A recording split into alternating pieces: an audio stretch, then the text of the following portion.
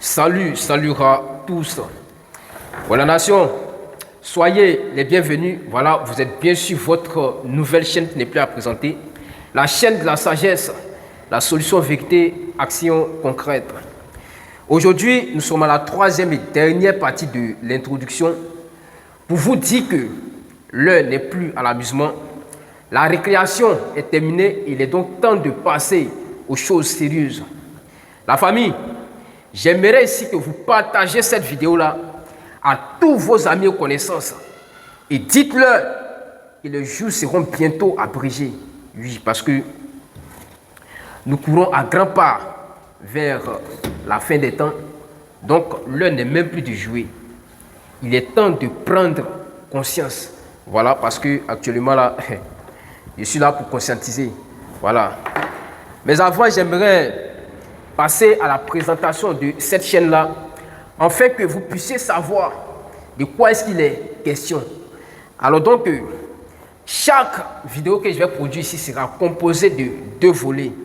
C'est-à-dire qu'il y a le volet solution sera utilisé ici pour résoudre les problèmes liés à ce monde. Les problèmes liés à ce monde, c'est-à-dire les problèmes entre nous, les êtres humains, les problèmes entre l'homme et l'environnement et les problèmes entre l'homme et les animaux. Voilà, c'est de ça qu'il est question.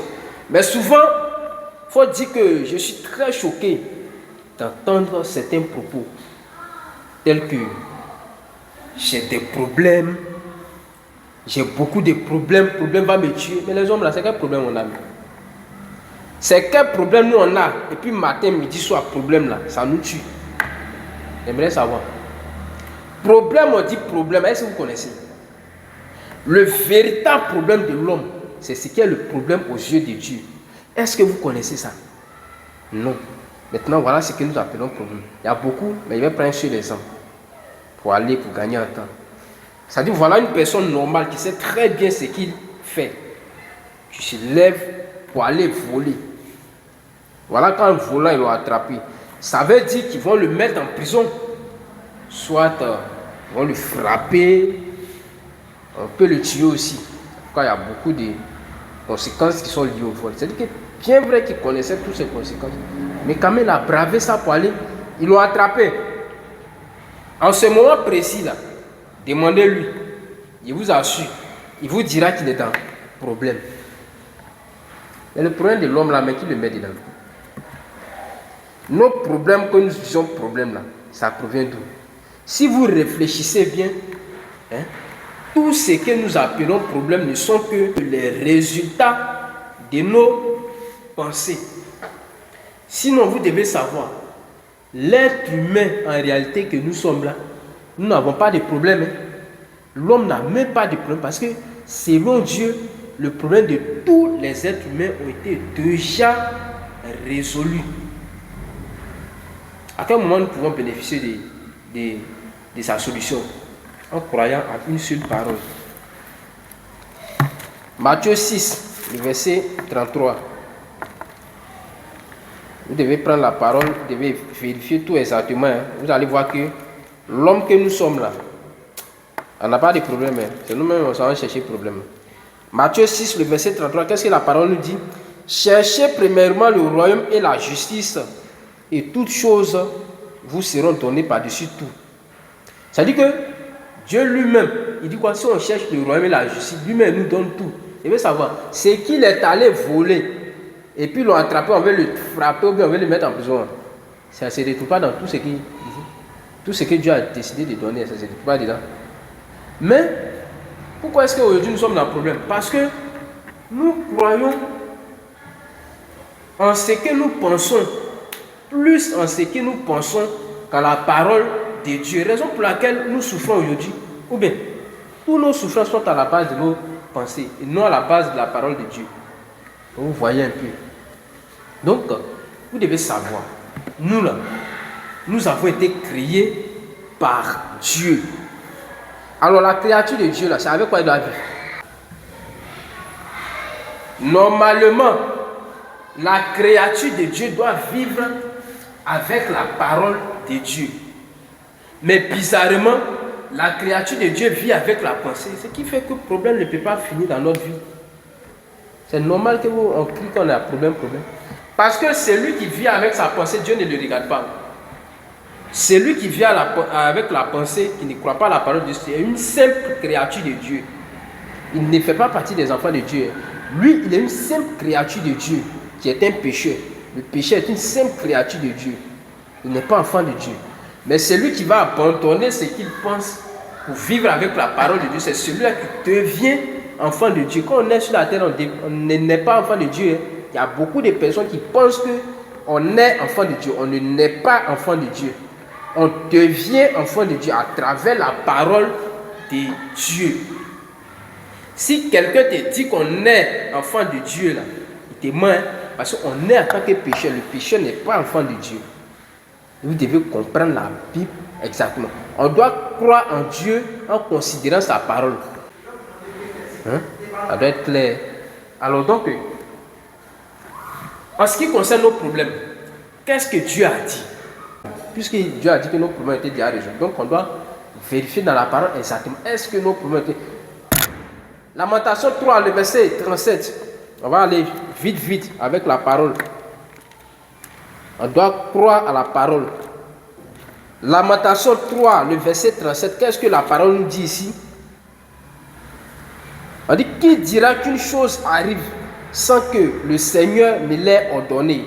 N'est-ce pas de la volonté du Très-Haut que viennent les maux et les biens? À travers ce passage, tout coup, Dieu nous dit quoi? Tout ce qui arrive dans notre vie, que ce soit bonheur comme malheur, c'est Dieu qui le permet. À travers ce passage, on peut voir que tous les hommes aussi, il y a beaucoup de personnes qui sont trompées. Ou bien, comment est-ce que nous les hommes pensons? C'est-à-dire que lorsque je suis dans le bonheur, je pense que c'est Dieu. Lorsque je suis dans le malheur, en ce moment, je pense que c'est qui? C'est l'ennemi, c'est Satan qui me met dans le malheur là. Vous croyez comme ça? Celui qui pense comme ça, il ne fait pas partie des enfants de Dieu. Dieu ne le reconnaît pas. Ceux que Dieu reconnaît parmi ses enfants, ils croient que dans leur vie, que ce soit bonheur comme le malheur, c'est lui qui le permet. C'est-à-dire que même si Satan doit venir travailler, il a besoin de l'autorisation de Dieu. Satan ne peut pas venir travailler dans la vie d'un enfant de Dieu sans que Dieu ne l'ait ordonné ça. Ce n'est pas possible. Mais si c'est comme ça, c'est qui on doit craindre? C'est Satan ou bien c'est Dieu? C'est Dieu on doit craindre parce que c'est Dieu qui permet. Ou bien, mais aujourd'hui on voit beaucoup de chrétiens qui ne vont presque même plus au village. D'autres ne tombent pas la nuit. Ils font combat spirituel. Ils pensent qu'il y a Satan quelque part qui travaille dans leur vie. Ils ne sont même pas chrétiens. Ils ne sont pas chrétiens. Celui qui est chrétien, Satan ne peut pas venir. Vous avez déjà vu dans une chambre noire, tu rentres, tu allumes une lumière, et puis l'obscurité là, domine sur la lumière là, ce n'est pas possible. Dieu dit, nous sommes la lumière de ce monde. On doit apporter la lumière dans ce monde. Donc, où tu arrives là, le sorcier, mais tu lui prêches la parole et puis il est sauvé. Tu vas oublier sorcellerie là. Alors donc, maintenant, on voit que Dieu qui dit quoi? Que ce soit bonheur comme malheur, c'est lui qui permet ça dans notre vie, n'est-ce pas?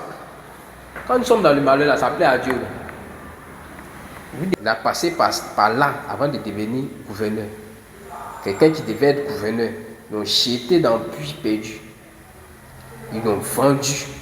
Arrivé en Égypte, devenu prisonnier. Dans tous ces trucs, avant que. Est-ce que vous croyez que même passer en prison même là, c'est une bénédiction même? On doit vivre selon la parole de Dieu. On doit croire à la parole de Dieu. Alors, lorsque nous sommes dans le malheur, qu'est-ce que Dieu a dit? 1 Corinthiens 10, le verset 13. Nous devons feuilleter la Bible. On doit connaître tout ce qui est dans la Bible. Et Dieu qui est fidèle ne permettra pas que vous soyez tentés au-delà de vos forces, mais avec la tentation, il préparera aussi le moyen d'en sortir afin que vous puissiez la supporter. À travers la première phrase de ce verset même, on voit qu'il y a beaucoup de chrétiens qui sont trompés. Dans la première phrase, qu'est-ce que la parole nous dit? On dit quoi? Aucune tentation ne vous est survenue qui n'ait été humaine. Qu'est-ce que cette phrase veut dire? Pour comprendre cette phrase, il faut relever les mots clés de cette phrase-là. Dans cette phrase, on a deux mots qui sont clés.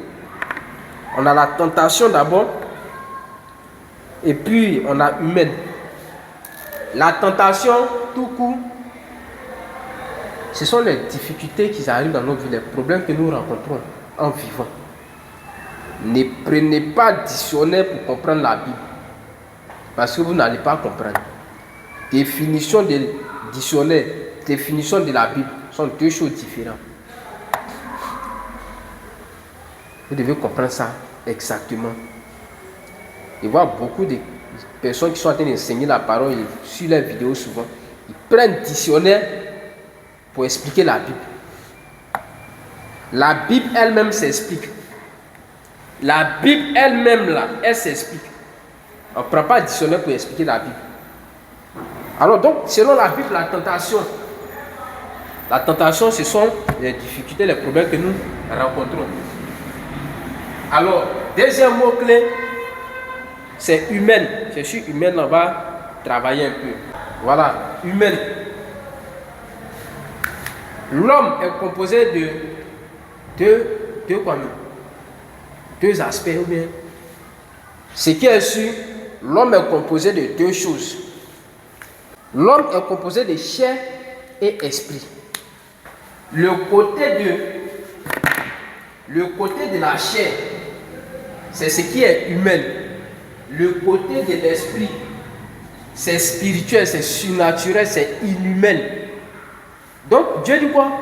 Aucune tentation ne vous est survenue qui n'ait été humaine. C'est-à-dire que toutes les tentations, tous les problèmes que nous rencontrons ne sont que humains. Donc on va identifier les problèmes humains de l'homme. Problèmes humains, on peut prendre, on ne va pas citer tout, il y a beaucoup, mais on va citer quelques-uns. Empoisonnement, tous les problèmes les fractures, tous les problèmes que l'homme peut avoir sur son corps là, ce sont les choses humaines. Maintenant, les choses inhumaines, ce sont les choses spirituelles, surnaturelles. On peut parler de sorcellerie.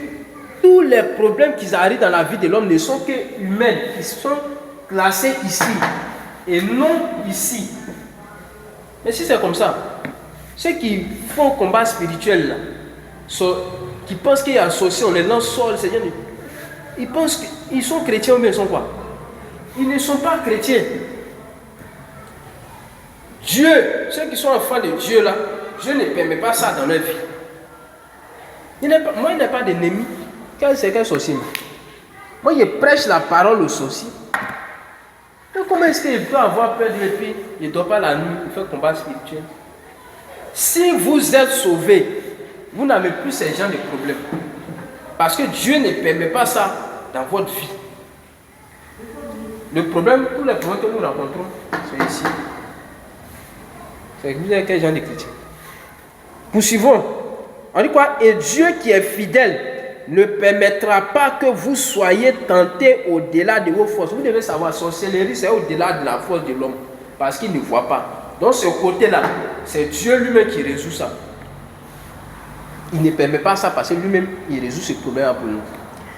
Et puis, mais avec la tentation, il préparera aussi le moyen d'en sortir afin que vous puissiez la supporter. Ce que nous pouvons supporter, ce sont les maladies, ce genre de choses.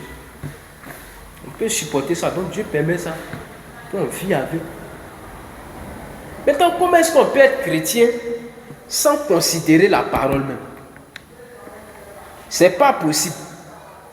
Ce n'est pas normal. Beaucoup de chrétiens qui ne connaissent même pas ce que je suis en train d'expliquer. Attends, moi, je ne suis même pas homme de Dieu.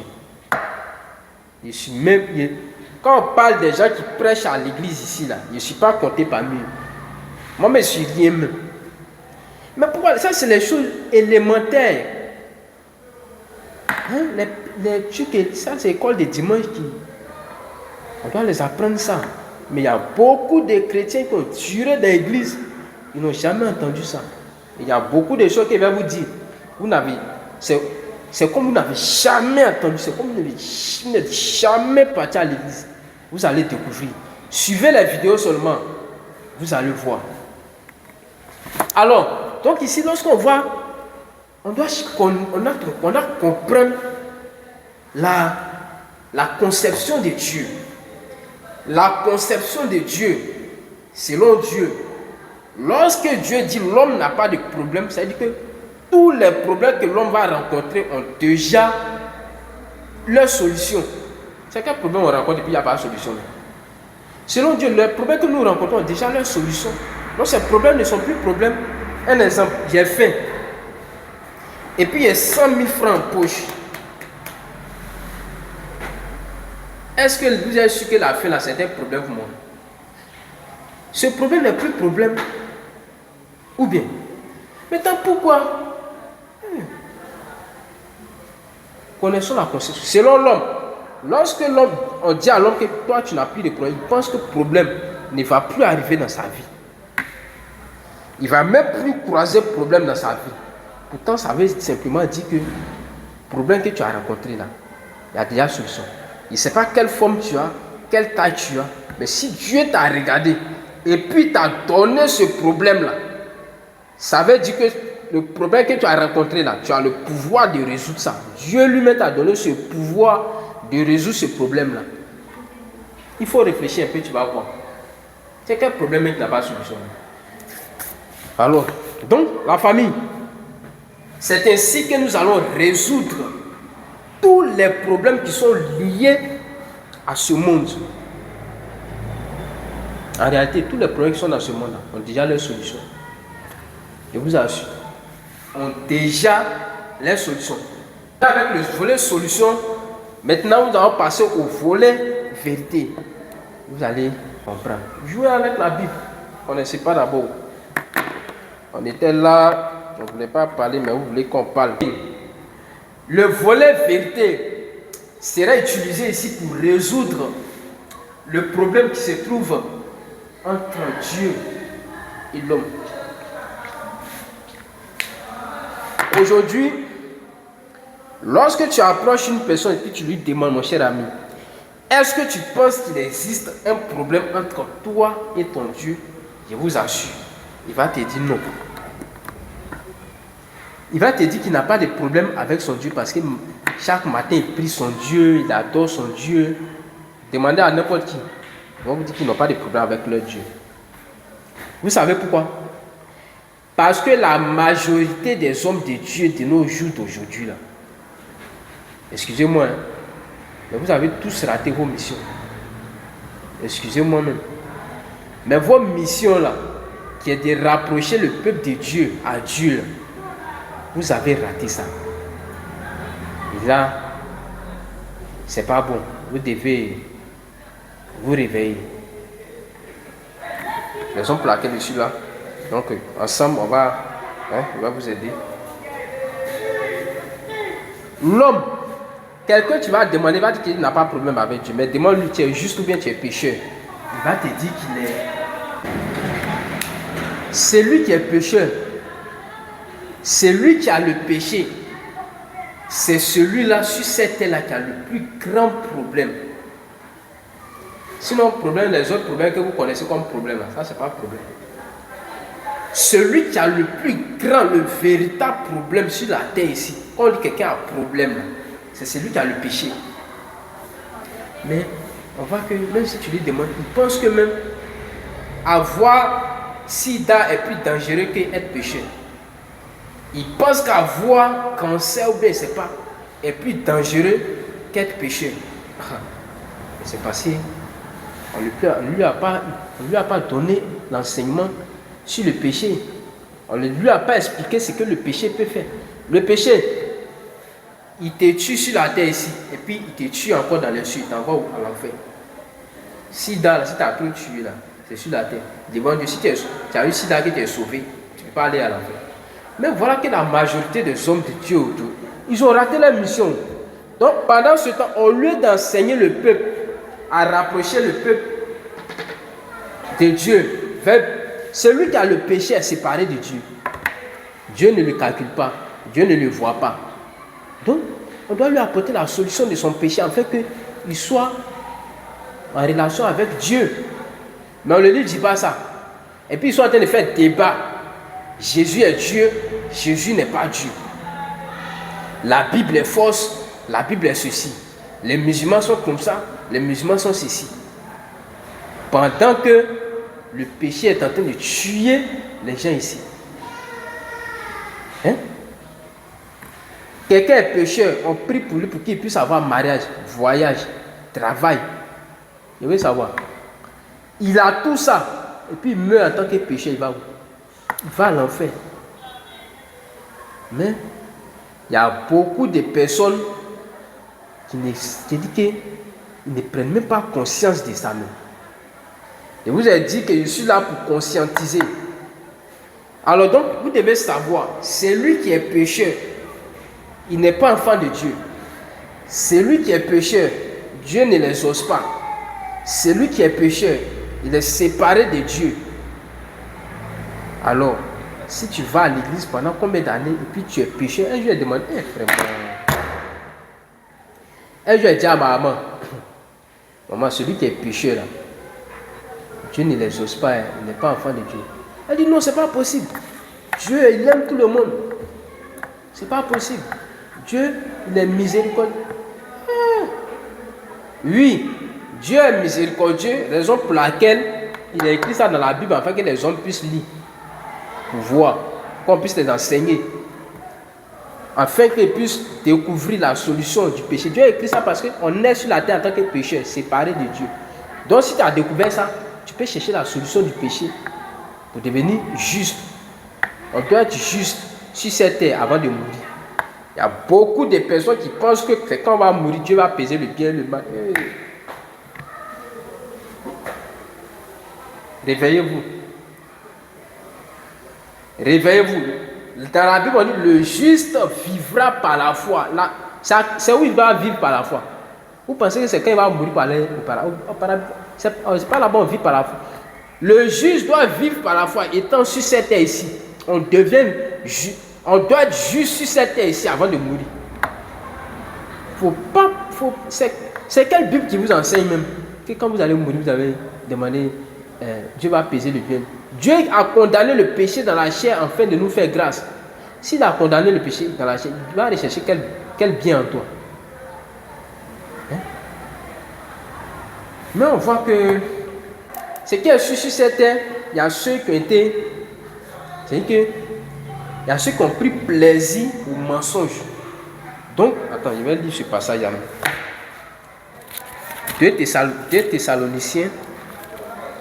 Et puis, on dit, écoutez bien, l'apparition de cette épée se fera par la puissance de Satan et toutes sortes de miracles et signes et des prodiges mensongers, et avec toutes les séductions de l'iniquité pour ceux qui périssent parce qu'ils n'ont pas reçu l'amour de la vérité pour être sauvés.